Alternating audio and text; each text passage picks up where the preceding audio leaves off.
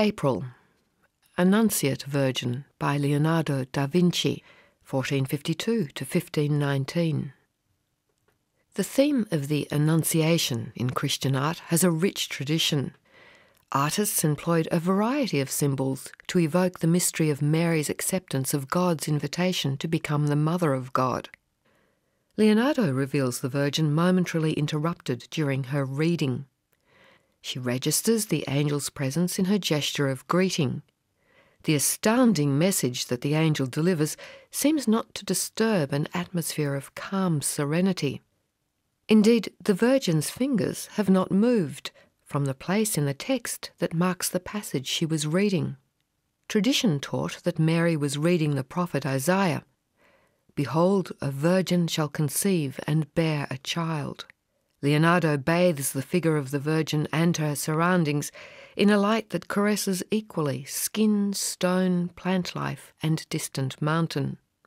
All creation is enveloped in the stopped moment of God's inbreaking presence amongst us. March. Crucifixion Diptych by Rogier van der Weyden, who was born around 1399. He died in 1464. Rogier van der Weyden's stark depiction of the crucifixion forces the viewer to engage with the pathos of suffering. Two individual panels, framed into a diptych, portray the crucifixion not as an historical scene, but as an event that appears in a timeless devotional context. We lack the familiar narrative cues, such as the hill of Golgotha, the two thieves, or those standing at the base of the cross. Instead, Rogier emphasises the intensity of the reactions of St. John the Evangelist and Christ's grieving mother. John leans forward to catch the Virgin as she collapses. Her eyes remain closed, as if she can no longer bear the sight of the suffering her son must endure. The frame between the two panels separates the mother from her child. Rogier uses this division to suggest a deeper spiritual bond which unites the desolate scenes.